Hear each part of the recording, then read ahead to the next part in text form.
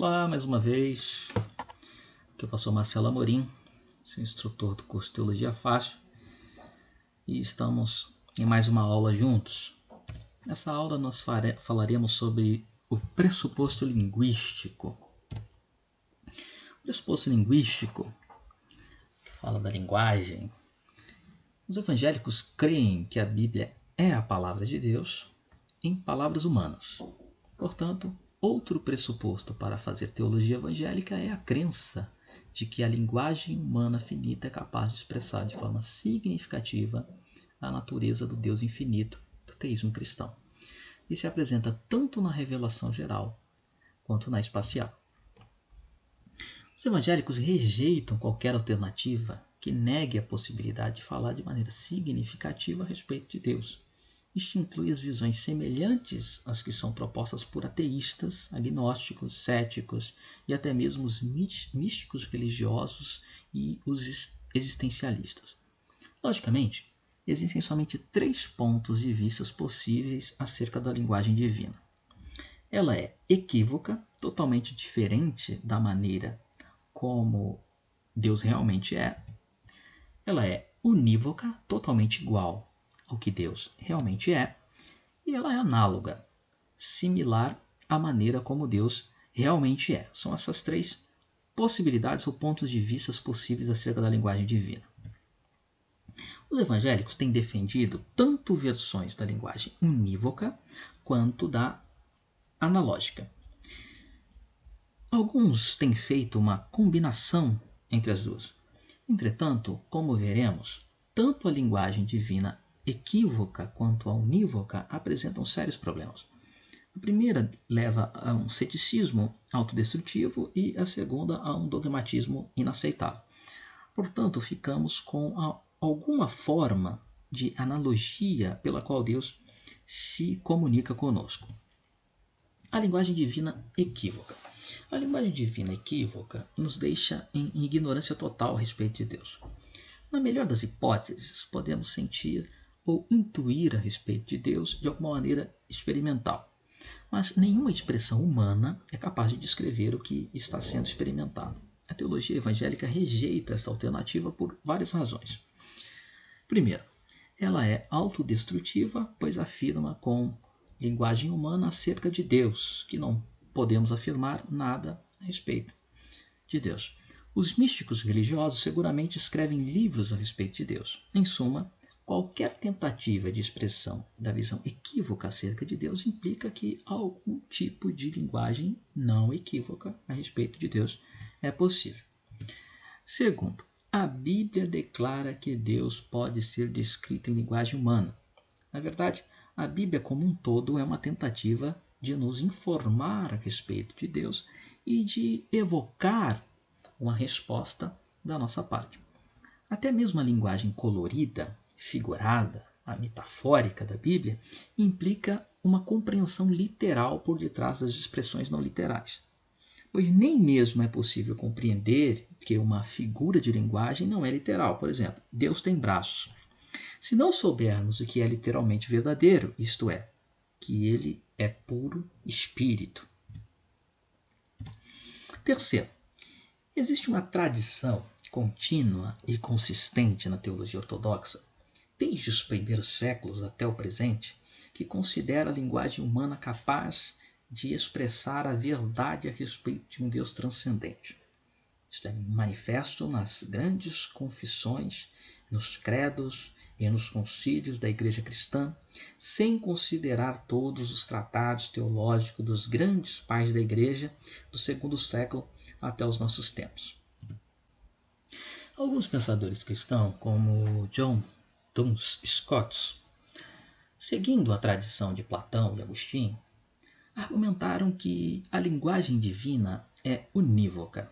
Mesmo havendo um elemento importante de verdade nesta visão, ela foi severamente criticada por Tomás de Aquino e tem sofrido duros ataques no pensamento contemporâneo. Não sem motivo. Uma análise mais detalhada será feita mais adiante, mas por ora citaremos os 2 problemas mais básicos desse ponto de vista. Primeiro, como a nossa compreensão acerca de Deus pode ser inteiramente igual à que Deus tem de si próprio, isto é, unívoca. A nossa compreensão e as nossas expressões são finitas, e as de Deus são infinitas, e existe um abismo enorme entre o finito e o infinito. Por ser transcendente, Deus não está apenas além da nossa compreensão limitada, como também além das nossas expressões finitas. Segundo, a Bíblia deixa claro que Deus está muito acima dos nossos pensamentos e palavras. Como disse de forma acertada o profeta Isaías, porque os meus pensamentos não são os vossos pensamentos, nem os vossos caminhos os meus caminhos, diz o Senhor. Porque assim como os céus são mais altos do que a terra, assim são os meus caminhos mais altos do que os vossos caminhos, e os meus pensamentos mais altos do que os vossos pensamentos. Isaías 55, verso 8 e 9. Para que um ser humano mortal tivesse o conhecimento que Deus tem, ele teria que ser Deus, já que somente ele sabe todas as coisas de maneira infinita. A linguagem divina análoga. Parece-nos então que a única alternativa viável para evitar o ceticismo autodestrutivo de um lado e o dogmatismo autodeificante de outro é demonstrar que a linguagem divina legítima é análoga à maneira como Deus na verdade é. Isso significa dizer que a linguagem acerca de Deus não é nem equívoca, totalmente diferente, nem unívoca, totalmente a mesma, mas é similar, análoga à maneira como Deus realmente existe. Vejamos. Este nome Deus não é tomado nem univocamente, nem equivocamente, mas analogicamente. Isso fica aparentemente ou aparente a partir desta razão. Os nomes unívocos têm absolutamente o mesmo significado, enquanto os nomes equívocos têm significados absolutamente diferentes. Nos analógicos, por outro lado, um nome tomado com um significado precisa ser colocado na definição do mesmo nome tomado por outros significados. São Tomás de Aquino disse isso. Somente podemos dar nomes a Deus a partir das criaturas. Portanto, tudo o que se diz tanto de Deus quanto das criaturas é correto à medida que há alguma relação da criatura com o Criador como sua causa principal, no qual todas as perfeições preexistem de maneira excelente. Além disso, este modo de comunicação, isto é, a analogia, é o mesmo entre a pura equivocação e a univocação simples. Pois nas analogias a ideia não é como nas unívocas, um e a mesma na sua aplicação. Contudo, não é totalmente diversa como nas equívocas, mas o nome que é usado em sentido múltiplo significa várias proporções para algumas coisas em si. A linguagem análoga e a revelação especial das Sagradas Escrituras. Entendamos, a Bíblia é enfática a respeito de duas coisas nessa conexão. Primeiro, Deus está além dos nossos pensamentos e conceitos, por mais que eles sejam elevados. Deus é infinito e os nossos conceitos são finitos, e sabemos que nenhum conceito finito é capaz de capturar o infinito. A Bíblia também deixa claro que Deus é infinitamente maior do que a débil capacidade que os conceitos têm de transmitir a sua inefável essência. Paulo declarou: porque agora vemos por espelho, em enigma. João, referindo-se à vida do homem mortal, disse: Deus nunca foi visto por alguém. Segundo, a linguagem humana é adequada para expressar os atributos de Deus, pois apesar da diferença infinita entre Deus e as criaturas, não existe uma incompatibilidade total, já que o efeito, de alguma maneira, sempre será semelhante à sua causa eficiente. A linguagem análoga e a revelação geral da natureza. Existem duas razões básicas para que as afirmações feitas a respeito de Deus, com base na revelação geral, sejam consideradas meramente análogas. Primeiro, retornamos ao problema da causalidade anteriormente mencionado. Os argumentos a favor da existência de Deus são construídos a partir dos efeitos em direção à causa eficiente do ser desses efeitos, né? Como diz Tomás de Aquino.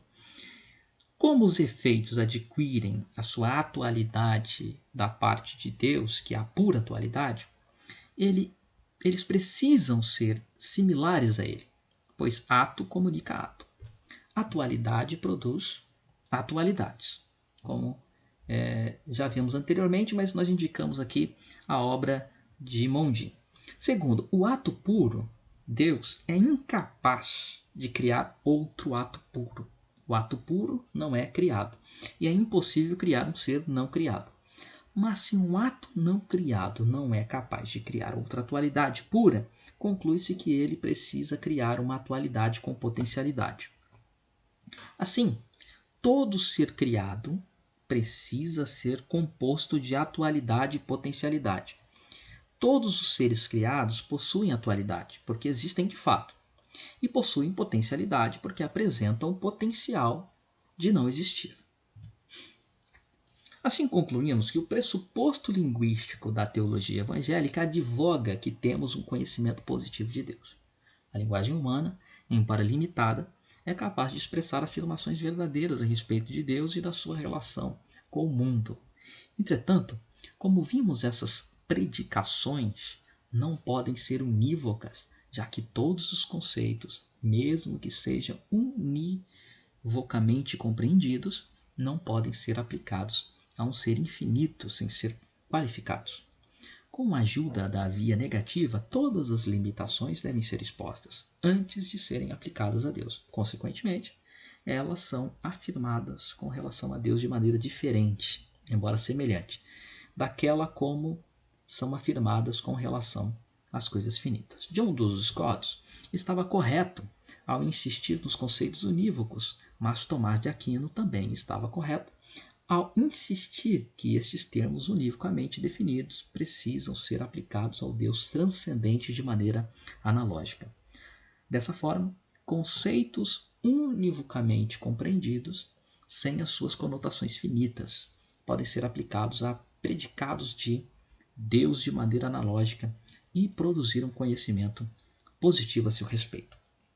Como disse um famoso teólogo certa vez, se nós queremos saber quem Deus é, conhecer a Deus, nós precisamos jogar fora tudo que a teologia, tudo que o homem já falou, já criou a respeito dessa imagem de Deus.